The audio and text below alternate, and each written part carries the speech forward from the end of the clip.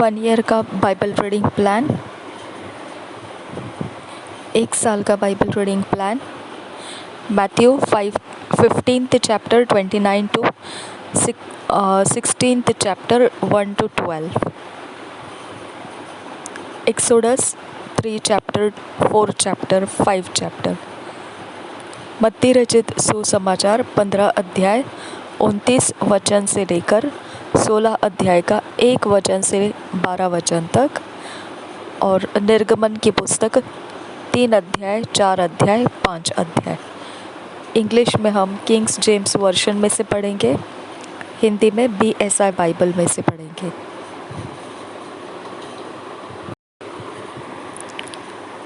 मत्ती रचित सुसमाचार 29 अध्याय से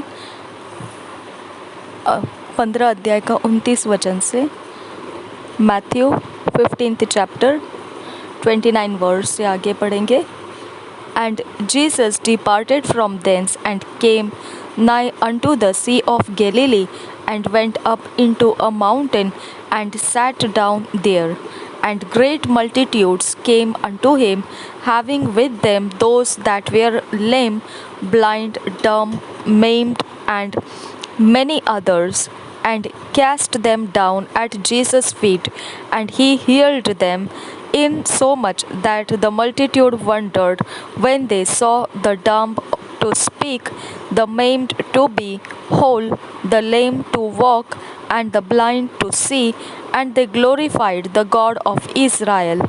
Then Jesus called his disciples unto him, and said, I have compassion on the multitude, because they continue with me now 3 days, and have nothing to eat, and I will not send them away fasting, lest they faint in the way.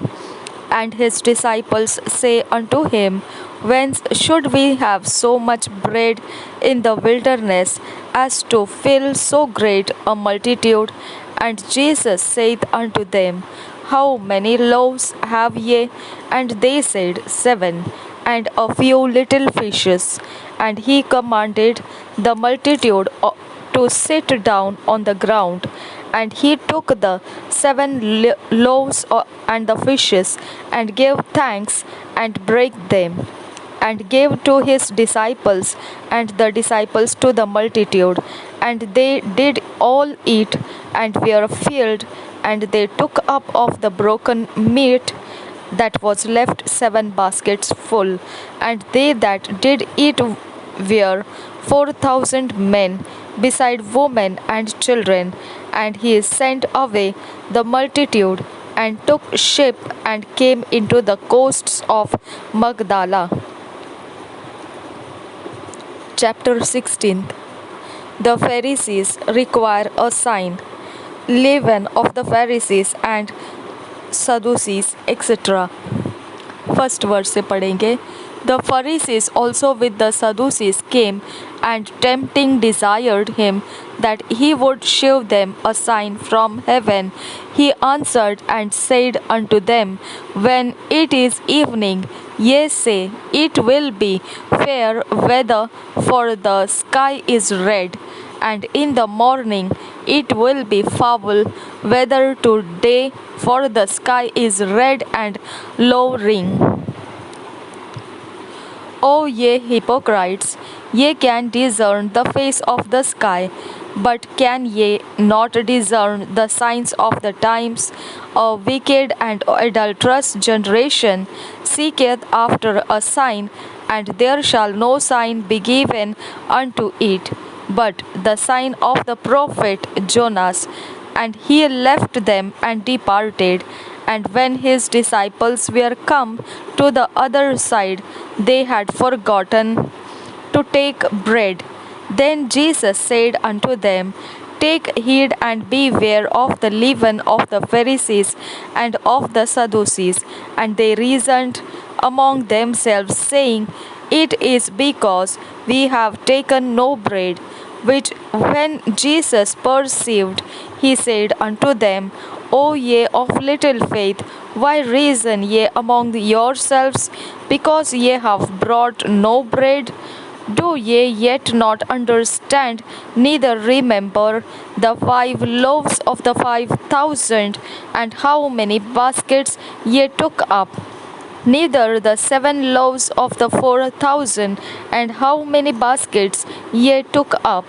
How is it that ye do not understand that I spake it not to you concerning bread, that ye should beware of the leaven of the Pharisees and of the Sadducees? 12th verse. Then understood they how that he bade them not beware of the leaven of bread, but of the doctrine of the Pharisees and of the Sadducees. मत्ती रचित सुसमाचार 15 अध्याय 29 वचन से आगे पढ़ेंगे। अनेक रोगियों को चंगा करना। यीशु वहाँ से गलील की झील के पास आया और पहाड़ पर चढ़कर बैठ गया। तब भीड़ पर भीड़ उसके पास आई। वे अपने साथ लंगड़ों, अंधों, गूंगों, टुंडों और अन्य बहुतों को उसके पास लाए और उन्हें उसके पांवों पर डाल दिया और उसने उन्हें चंगा किया। जब लोगों ने देखा कि गूंगे बोलते और टूंडे चंगे होते और लंगड़े चलते और अंधे देखते हैं, तो अचंभा करके इस्राएल के परमेश्वर की बड़ाई की। 4,000 लोगों को खिलाना। यीशु ने अपने चेलों को बुलाया और कहा, मुझे इस भीड़ पर तरस आता है, क्योंकि वे 3 दिन से मेरे साथ हैं और उनके पास कुछ खाने को नहीं है। मैं उन्हें भूखा विदा करना नहीं चाहता, कहीं ऐसा न हो कि मार्ग में थक कर रह जाए। चेलों ने उससे कहा, हमें इस जंगल में कहाँ से इतनी रोटी मिलेगी कि हम इतनी बड़ी भीड़ को तृप्त करें? यीशु ने उनसे पूछा, तुम्हारे पास कितनी रोटियां हैं? उन्होंने कहा, 7 और थोड़ी सी छोटी मछलियां। तब उसने लोगों को भूमि पर बैठने की आज्ञा दी और उन 7 रोटियों और मछलियों को लिया, धन्यवाद करके तोड़ा और अपने चेलों को देता गया, और चेले लोगों को। इस प्रकार सब खाकर तृप्त हो गए, और चेलों ने बचे हुए टुकड़ों से भरे हुए 7 टोकरे उठाए। खाने वाले स्त्रियों और बालकों को छोड़ 4,000 पुरुष थे। तब वह भीड़ को विदा करके नाव पर चढ़ गया और मगदन देश की सीमा में आया। स्वर्गीय चिन्ह की मांग। 16 अध्याय पहले वचन से। फरीसियों और सदुकियों ने पास आकर उसे परखने के लिए उससे कहा, हमें स्वर्ग का कोई चिन्ह दिखा। उसने उनको उत्तर दिया, सांझ को तुम कहते हो मौसम अच्छा रहेगा, क्योंकि आकाश लाल है, और भोर को कहते हो आज आंधी आएगी, क्योंकि आकाश लाल और धूमिल है। तुम आकाश के लक्षण देखकर उसका भेद बता सकते हो, पर समयों के चिन्हों का भेद क्यों नहीं बता सकते?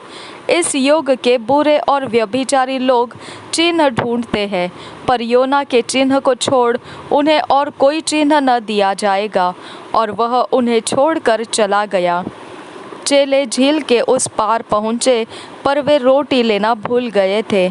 यीशु ने उनसे कहा, देखो, फरीसियों और सदुकियों के खमीर से सावधान रहना। वे आपस में विचार करने लगे, हम रोटी नहीं लाए, इसीलिए वह ऐसा कहता है। यह जानकर यीशु ने उनसे कहा, हे अल्पविश्वासियों, तुम आपस में क्यों विचार करते हो कि हमारे पास रोटी नहीं है? क्या तुम अब तक नहीं समझे? क्या तुम्हें उन 5,000 की 5 रोटियां स्मरण नहीं, और न यह कि तुमने कितनी टोकरियां उठाई थी, और न उन 4,000 की 7 रोटियां, और न यह कि तुमने कितने टोकरे उठाए थे? तुम क्यों नहीं समझते कि मैंने तुमसे रोटियों के विषय में नहीं कहा, परंतु यह कि तुम फरीसियों और सदुकियों के खमीर से सावधान रहना?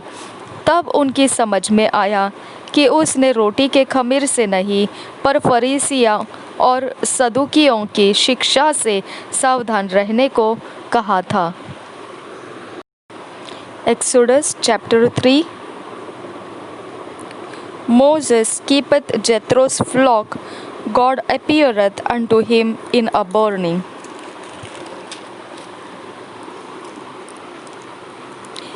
Appeareth him in the burning bush, and sendeth him to deliver Israel. Pharaoh's obstinacy. First verse से पढ़ेंगे. Now Moses kept the flock of Jethro, his father-in-law, the priest of Midian, and he led the flock to the backside of the desert, and came to the mountain of God, even to Horeb. And the angel of the Lord appeared unto him in a flame of fire out of the midst of a bush. And he looked, and behold, the bush burned with fire, and the bush was not consumed. And Moses said, I will now turn aside and see this great sight, why the bush is not burnt. And when the Lord saw that he turned aside to see, God called unto him out of the midst of the bush, and said, Moses, Moses. And he said, Here am I. And he said, Draw not nigh hither, put off thy shoes from off thy feet, for the place whereon thou standest is holy ground. Moreover, he said, I am the God of thy father, the God of Abraham, the God of Isaac, and the God of Jacob. And Moses hid his face, for he was afraid to look upon God. And the Lord said, I have surely seen the affliction of my people which are in Egypt, and have heard their cry by reason of their taskmasters, for I know their sorrows, and I am come down to deliver them out of the hand of the Egyptians, and to bring them up out of that land unto a good land, and a large, unto a land flowing with milk and honey, unto the place of the Canaanites, and the Hittites, and the Amorites, and Perizzites, and the Hivites, and the Jebusites. Now therefore behold, the cry of the children of Israel is come unto me, and I have also seen the oppression wherewith the Egyptians oppress them. Come now, therefore, and I will send thee unto Pharaoh, that thou mayest bring forth my people, the children of Israel, out of Egypt. And Moses said unto God, Who am I, that I should go unto Pharaoh, and that I should bring forth the children of Israel out of Egypt? And he said, Certainly I will be with thee, and this shall be a token unto thee, that I have sent thee.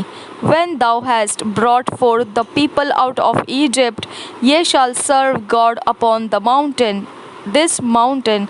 And Moses said unto God, Behold, when I come unto the children of Israel, and shall say unto them, The God of your fathers hath sent me unto you, and they shall say to me, What is his name? What shall I say unto them? And God said unto Moses, I am that I am. And he said, Thus shalt thou say unto the children of Israel, I am hath sent me unto you.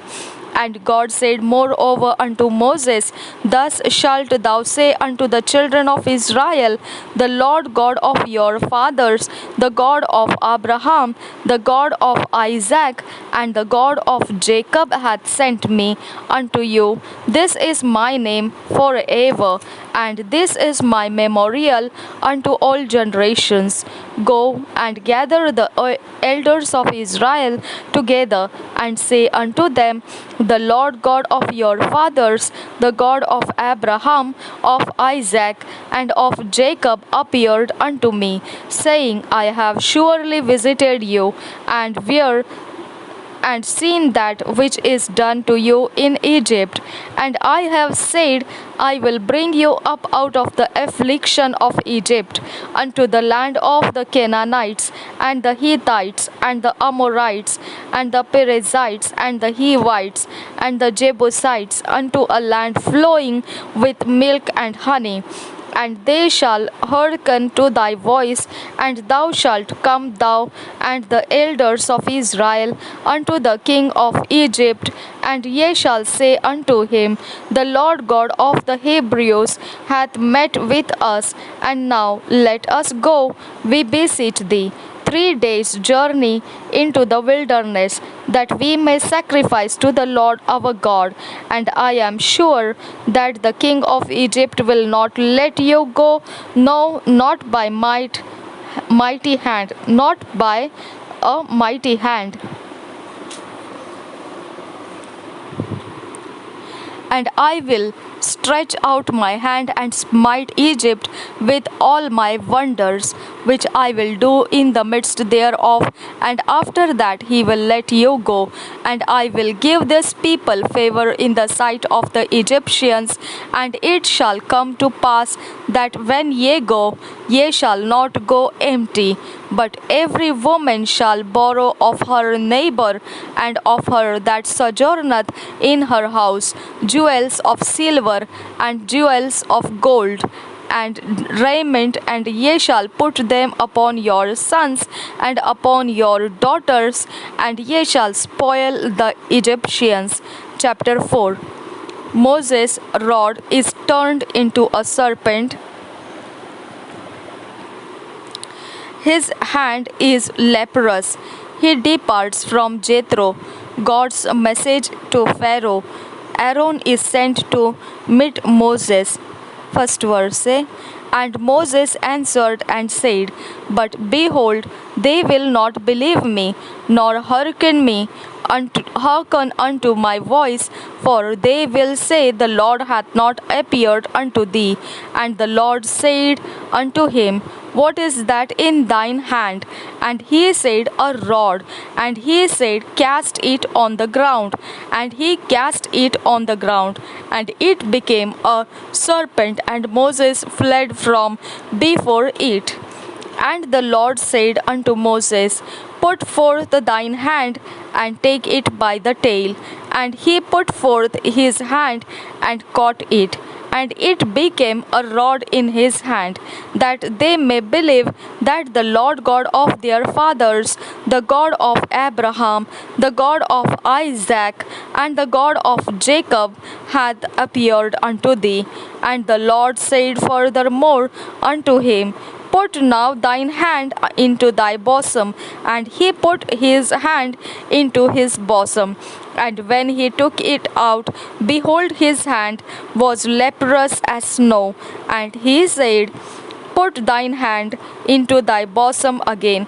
And he put his hand into his bosom again, and plucked it out of his bosom. And behold, it was turned again as his other flesh. And it shall come to pass, if they will not believe thee, neither hearken to the voice of the first sign, that they will believe the voice of the later sign. And it shall come to pass, if they will not believe also these two signs, neither hearken unto thy voice, that thou shalt take off the water of the river, and pour it upon the dry land, and the water which thou takest out of the river shall become blood upon the dry land.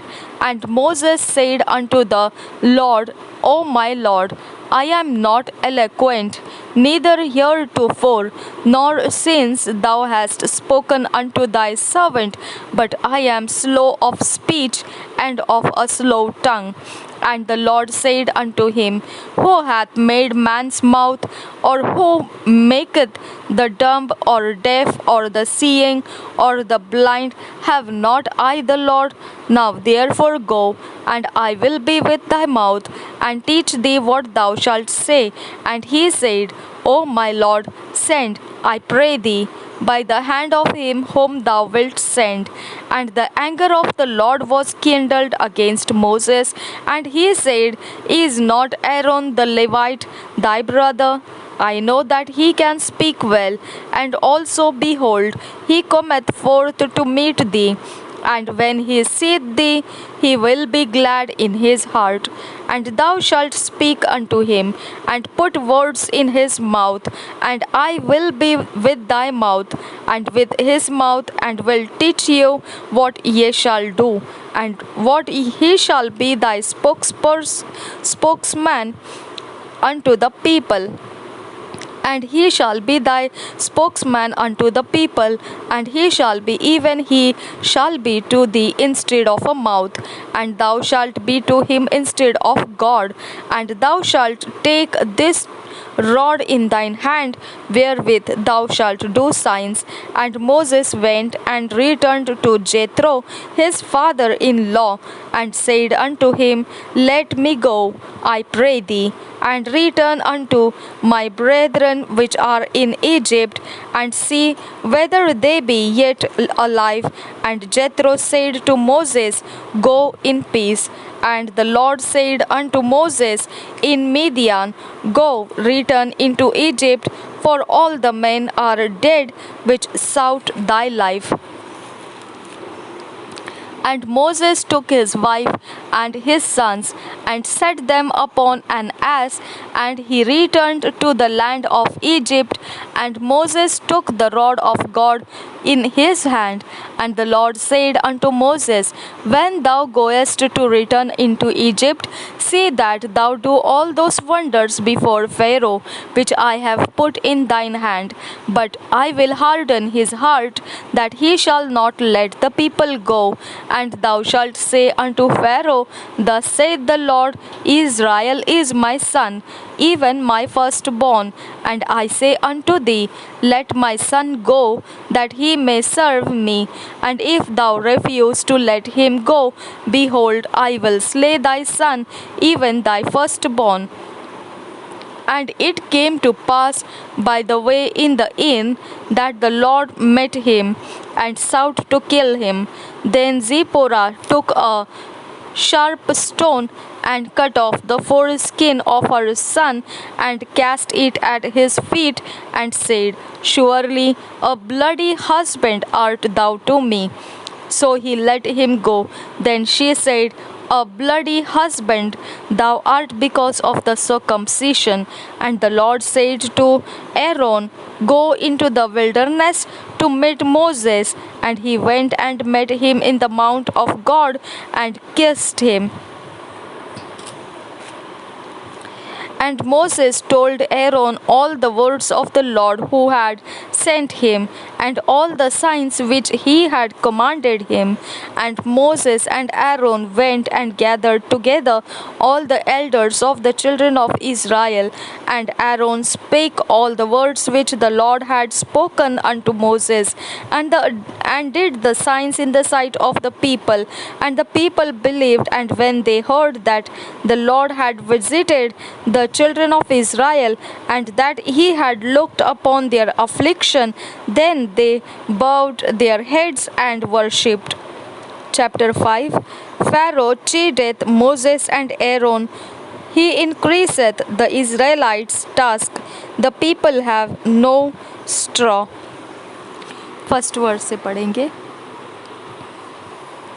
Chapter 5, first verse.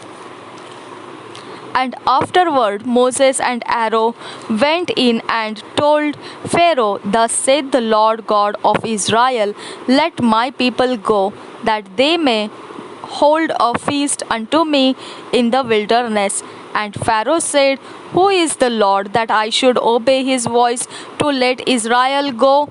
I know not the Lord, neither will I let Israel go. And they said, The God of the Hebrews hath met with us. Let us go, we pray thee, 3 days' journey into the desert, and sacrifice unto the Lord our God, lest he fall upon us with pestilence or with the sword. And the king of Egypt said unto them, Wherefore do ye, Moses and Aaron, let the people from their works get you unto your burdens? And Pharaoh said, Behold, the people of the land now are many, and ye make them rest from their burdens.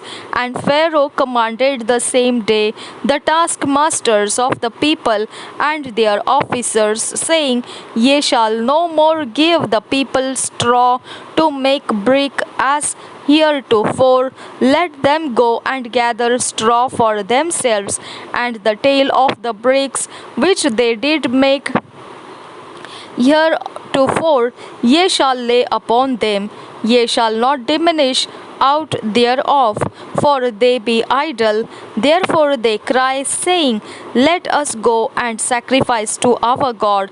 Let their more work be laid upon the men, that they may labor herein, and let them not regard vain words. And the taskmasters of the people went out, and their officers, and they spake to the people, saying, Thus saith Pharaoh, I will not give you straw. Go ye, get you straw where you can find it, yet not out of your work shall be diminished. So the people were scattered abroad throughout all the land of Egypt to gather stubble instead of straw. And the taskmasters hasted them, saying, Fulfill your works, your daily tasks, as when there was straw. And the officers of the children of Israel, which Pharaoh's taskmasters had set over them, were beaten and demanded, Wherefore have ye not fulfilled your task in making brick both yesterday and today as heretofore? Then the officers of the children of Israel came and cried unto Pharaoh, saying, Wherefore dealest thou thus with thy servants? There is no straw given unto thy servants. And they say to us, Make brick, and behold, thy servants are beaten. But the fault is in thine own people. But he said, Ye are idle, therefore ye say, Let us go and do sacrifice to the Lord. Go therefore now and work, for there shall no straw be given you. Yet shall ye deliver the tale of bricks. And the officers of the children of Israel did see that they were in evil case. After it was said, Ye shall not minish out from your bricks of your daily task. And they met Moses and Aaron, who stood in the way as they came forth from Pharaoh. And they said unto them, The Lord look upon you and judge, because ye have made our Saviour to be abhorred in the eyes of Pharaoh and in the eyes of his servants, to put a sword in their hand to slay us. And Moses returned unto the Lord and said, Lord, wherefore hast thou so evil entreated this people? Why is it that thou hast sent me? For since I came to Pharaoh to speak in thy name, he hath done evil to this people, neither hast thou delivered thy people at all. निर्गमन 3 अध्याय। परमेश्वर द्वारा मूसा का आह्वान। मूसा अपने ससुर यत्रो नामक मिद्यान के याजक की भेड़ बकरियों को चराता था, और वह उन्हें जंगल की पश्चिमी ओर होरेब नामक परमेश्वर के पर्वत के पास ले गया। और परमेश्वर के दूत ने एक कटीली झाड़ी के बीच आग की लौ में उसको दर्शन दिया, और उसने दृष्टि उठाकर देखा कि झाड़ी जल रही है, पर भस्म नहीं होती। तब मूसा ने कहा, मैं उधर जाकर इस बड़े आश्चर्य को देखूंगा कि वह झाड़ी क्यों नहीं जल जाती।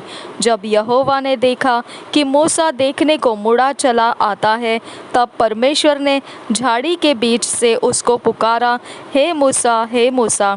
मूसा ने कहा, क्या आज्ञा? उसने कहा, इधर पास मत आ, और अपने पाँवों से जूतियों को उतार दे, क्योंकि जिस स्थान पर तू खड़ा है वह पवित्र भूमि है। फिर उसने कहा, मैं तेरे पिता का परमेश्वर और अब्राहम का परमेश्वर, इसहाक का परमेश्वर और याकूब का परमेश्वर हूँ। तब मूसा ने, जो परमेश्वर की ओर देखने से डरता था, अपना मुँह ढाँप लिया। फिर यहोवा ने कहा, मैंने अपनी प्रजा के लोग जो मिस्र में है उनके दुख को निश्चय देखा है, और उनकी जो चिल्लाहट परिश्रम करने वालों के कारण होती है उसको भी मैंने सुना है, और उनकी पीड़ा पर मैंने चित्त लगाया है। इसलिए अब मैं उतर आया हूँ कि उन्हें मिस्रियों के वश से छुड़ाऊं और उस देश से निकालकर एक अच्छे और बड़े देश में, जिसमें दूध और मधु की धाराएं बहती है, अर्थात कनानी, हित्ती, एमोरी, परिज्जी, हिब्बी और यबूसी लोगों के स्थान में पहुंच जाओ। इसलिए अब सुन, इज़राइलियों की चिल्लाहट मुझे सुनाई पड़ी है और मिस्रियों का उन पर अंधेर करना भी मुझे दिखाई पड़ा है। इसलिए आ, मैं तुझे फ़िरौन के पास भेजता हूँ कि तू मेरी इस्राएली प्रजा को मिस्र से निकाल ले आए। परंतु मूसा ने परमेश्वर से कहा, मैं कौन हूँ जो फ़िरौन के पास जाऊँ और इस्राएलियों को मिस्र से निकाल ले आऊँ? उसने कहा, निश्चय मैं तेरे संग रहूँगा और इस बात का कि तेरा भेजने वाला मैं हूँ तेरे लिए यह चिन्ह होगा कि जब तो उन लोगों को मिस्र से निकाल चुके, तब तुम इसी पहाड़ पर परमेश्वर की उपासना करोगे। मूसा ने परमेश्वर से कहा, जब मैं इस्राएलियों के पास जाकर उनसे कहूँ, तुम्हारे पितरों के परमेश्वर ने मुझे तुम्हारे पास भेजा है, तब यदि वे मुझसे पूछे उसका नाम क्या है, उसका क्या नाम है, तब मैं उनको क्या बताऊं? परमेश्वर ने मूसा से कहा, मैं जो हूँ सो हूँ। फिर उसने कहा, तो इस्राएलियों से यह कहना, जिसका नाम मैं हूँ है, उसी ने मुझे तुम्हारे पास भेजा है। फिर परमेश्वर ने मूसा से यह भी कहा, तो इस्राएलियों से यह कहना, तुम्हारे पितरों का परमेश्वर अर्थात अब्राहम का परमेश्वर, इसहाक का परमेश्वर और याकूब का परमेश्वर यहोवा, उसी ने मुझको तुम्हारे पास भेजा है। देख, सदा तक मेरा नाम यही रहेगा और पीढ़ी पीढ़ी में मेरा स्मरण इसी से हुआ करेगा।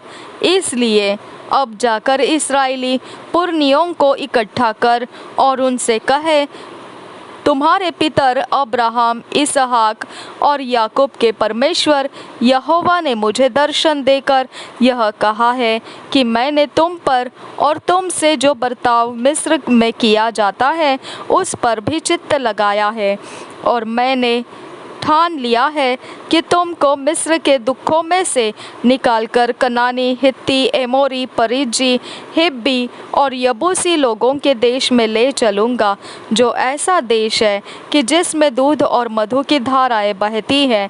तब वे तेरी मानेंगे और तू इस्राएली पुरनियों को संग लेकर मिस्र के राजा के पास जाकर उससे यूँ कहना, इब्रियों के परमेश्वर यहोवा से हम लोगों की भेंट हुई है, इसलिए अब हमको 3 दिन के मार्ग पर जंगल में जाने दे कि अपने परमेश्वर यहोवा को बलिदान चढ़ाए। मैं जानता हूँ कि मिस्र का राजा तुमको जाने न देगा, वरन बड़े बल से दबाए जाने पर भी जाने न देगा। इसलिए मैं हाथ बढ़ाकर उन सब आश्चर्य कर्मों से जो मिस्र के बीच करूँगा उस देश को मारूँगा, और उसके पश्चात वह तुमको जाने देगा। तब मैं मिस्रियों से अपने इस प्रजा पर अनुग्रह करवाऊँगा, और जब तुम निकलोगे तब छूछे हाथ न निकलोगे, वरन तुम्हारी एक एक स्त्री अपनी अपनी पड़ोसिन और उनके घर में रहने वाली से सोने चांदी के गहने और वस्त्र मांग लेगी, और तुम उन्हें अपने बेटों और बेटियों को पहनाना। इस प्रकार तुम मिस्रियों को लूटोगे। मूसा का अद्भुत सामर्थ्य पाना। पहले वचन से 4 अध्याय, पहले वचन से। तब मूसा ने उत्तर दिया, वे मेरा विश्वास नहीं करेंगे और न मेरे सुनेंगे, वरन कहेंगे, यहोवा ने तुझको दर्शन नहीं दिया। यहोवा ने उससे कहा, तेरे हाथ में वह क्या है? वह बोला, लाठी। उसने कहा, उसे भूमि पर डाल दे। जब उसने उसे भूमि पर डाला तब वह सर्प बन गई और मूसा उसके सामने से भागा।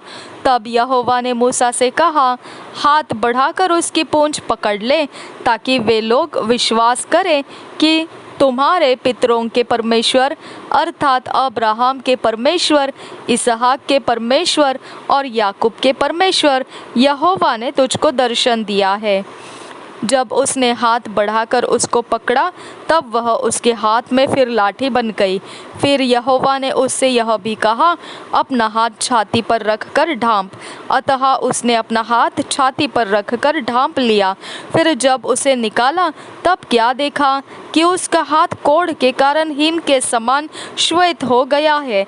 तब उसने कहा, अपना हाथ छाती पर फिर रख कर ढांप। उसने अपना हाथ छाती पर रख कर ढांप लिया, और जब उसने उसको छाती पर से निकाला तब क्या देखता है कि वह फिर सारी देह के समान हो गया। तब यहोवा ने कहा, यदि वे तेरी बात का विश्वास न करें और पहले चिन्ह को न माने तो दूसरे चिन्ह का विश्वास करेंगे। और यदि वे इन दोनों चिन्हों का विश्वास न करें और तेरी बात को न माने, तब तू नील नदी से कुछ जल लेकर सूखी भूमि पर डालना, और जो जल तू नदी से निकालेगा वह सूखी भूमि पर लहू बन जाएगा। मूसा ने यहोवा से कहा, हे मेरे प्रभु, मैं बोलने में निपुण नहीं, न तो पहले था और न अब जब से तू अपने दास से बातें करने लगा। मैं तो मुंह और जीभ का भद्दा हूँ।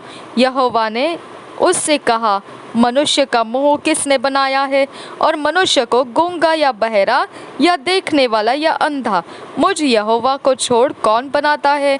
अब जा, मैं तेरे मुख के संग होकर जो तुझे कहना होगा वह तुझे सिखलाता जाऊंगा। उसने कहा, हे मेरे प्रभु, कृपया किसी और को तू भेज। तब यहोवा का कोप मूसा पर भड़का और उसने कहा, क्या तेरा भाई लेवीय हारून नहीं है? मुझे निश्चय है कि वह बोलने में निपुण है, और वह तुझसे भेंट के लिए निकला आता है और तुझे देखकर मन में आनंदित होगा। इसलिए तू उसे ये बातें सिखाना, और मैं उसके मुख के संग और तेरे मुख के संग होकर जो कुछ तुम्हें करना होगा वह तुमको सिखलाता जाऊंगा। वह तेरी ओर से लोगों से बातें किया करेगा। वह तेरे लिए मोह और तू उसके लिए परमेश्वर ठहरेगा। और तू इस लाठी को हाथ में लिए जा और इसी से इन चिन्हों को दिखाना। मूसा का मिस्र देश लौटना। 18 वचन से आगे। तब मूसा अपने ससुर यित्रो के पास लौटा और उससे कहा, मुझे विदा कर कि मैं मिस्र में रहने वाले अपने भाइयों के पास जाकर देखूं कि वे अब तक जीवित है या नहीं। यित्रो ने कहा, कुशल से जा।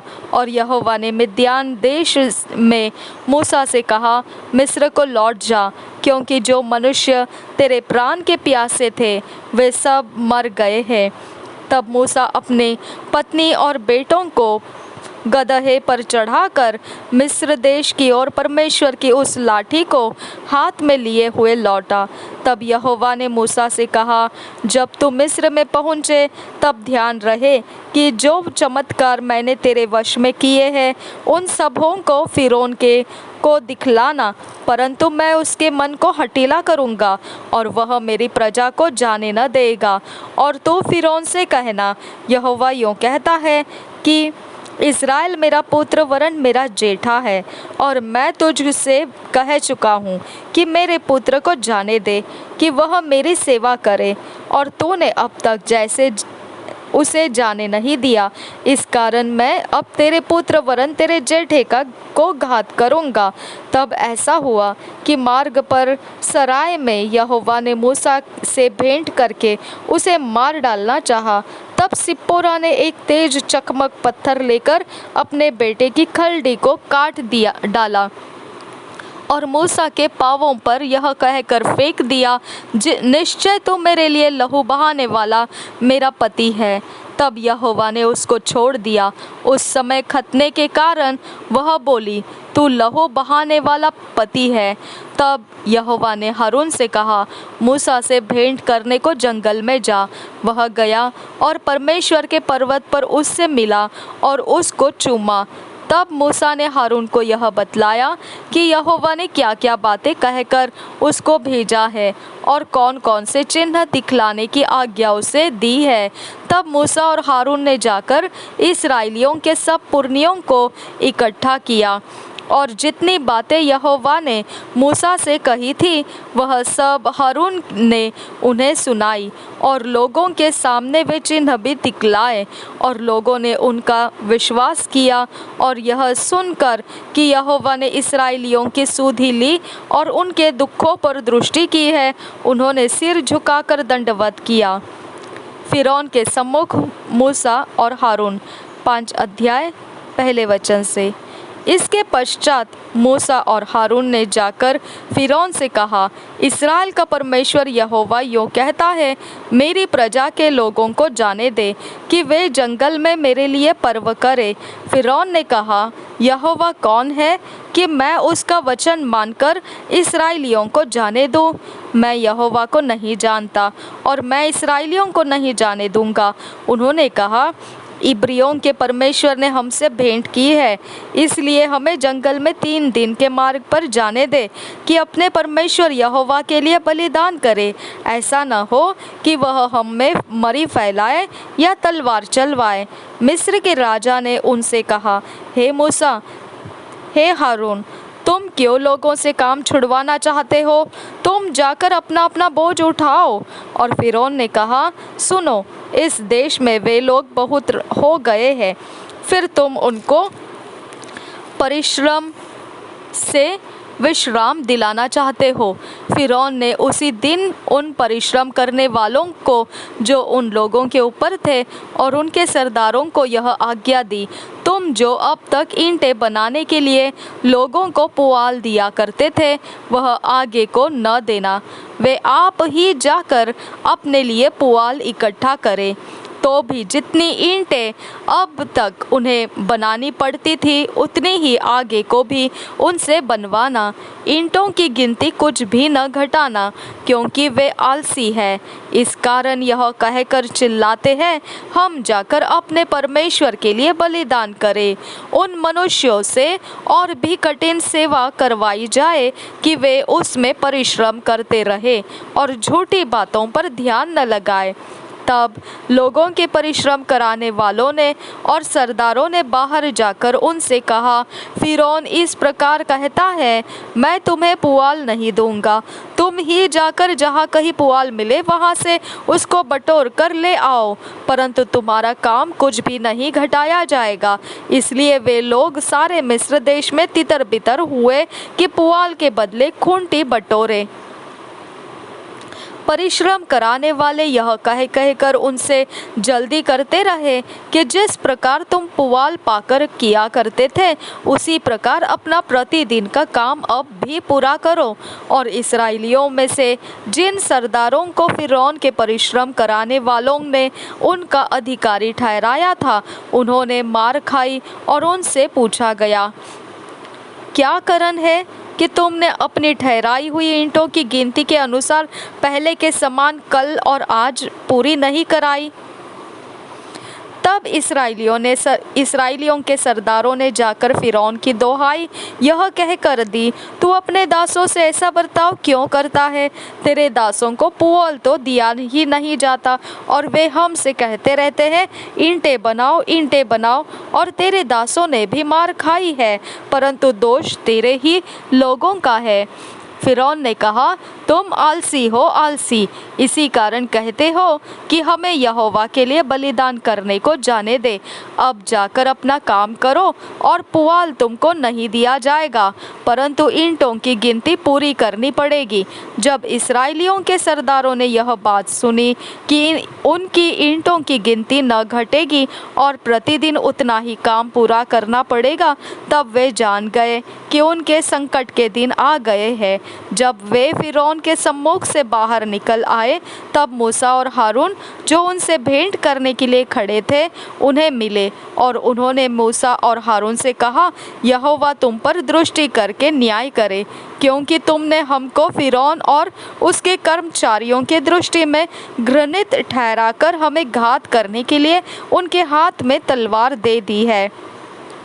परमेश्वर से मूसा की शिकायत।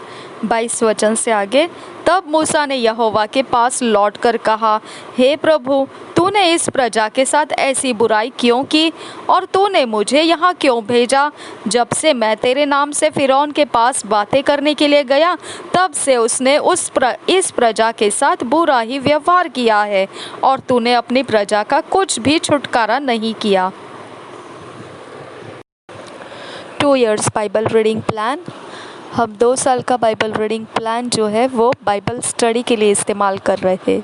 हम अपने व्यक्तिगत समय में इन अध्यायों को पढ़ने वाले हैं और इसमें से हम स्टडी करेंगे। परमेश्वर जो हमको वचन देना चाहेगा, हमारे मन को जिस रास्ते से वो वचन के अनुसार चलाना चाहेगा, वैसा हम उसे करने देंगे और हम अपने अंदर से परमेश्वर की आवाज़ को, इन वचनों को स्टडी करते हुए, नोट्स बनाते हुए, प्राप्त करते हुए आगे जाएंगे।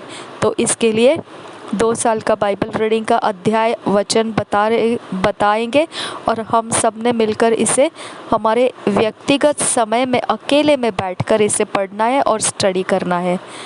2 years Bible reading plan. Matthew 9 chapter 1 to 13 verse, genesis 23 chapter। मत्ती रचित सुसमाचार 9 अध्याय 1 से 13 वचन और उत्पत्ति 23 अध्याय। प्रभु यीशु हम सबके साथ बना रहे। आमेन, आमेन, आमेन।